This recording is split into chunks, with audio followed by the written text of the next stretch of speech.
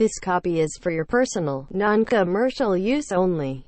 To order presentation-ready copies for distribution to your colleagues, clients, or customers, visit http://www.djreprints.com. https://www.barron's.com/articles/boeing-coronavirus-delusion-aerospace-51585074419. Shares of commercial aerospace giant Boeing were surging for a second day on Tuesday after CEO Dave Calhoun said he wasn't willing to give the U.S. government stock in return for a bailout. "I don't have a need for an equity stake," Calhoun said in a Fox Business interview. "If they forced it, we'd just look at all the other options, and we have got plenty. That means shareholders don't have to worry about dilution," and shares were up 12% Tuesday afternoon. During the financial crisis, car companies, banks, and insurance firms gave the government equity in exchange for bailout funds. The specter of a bailout looms large for aviation investors. Global air traffic has been decimated by the virus outbreak, sending air travel down by more than 70%.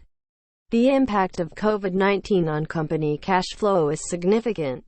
Recent developments, including Monday's announcement of a production halt at Boeing's Puget Sound operations, didn't change the opinion of anyone on Wall Street about the company's predicament. The effect of the shutdown on the company's earnings, cash flow, and liquidity will be limited if the halt doesn't extend materially beyond 2 weeks.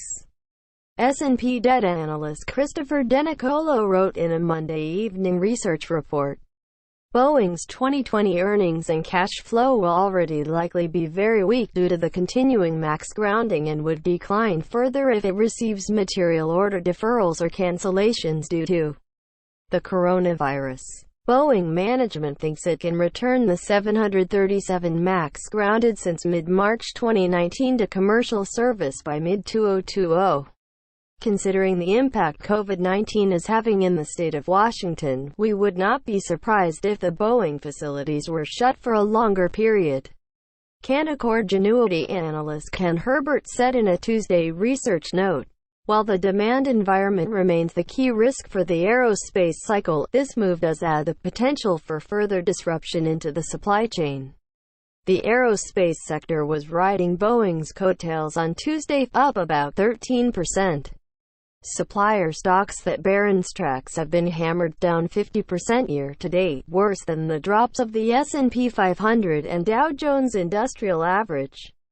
Boeing stock, despite a 23% two-day rise, remains down nearly 70% from its all-time high of about $422 set in early 2019. Boeing isn't alone in halting production.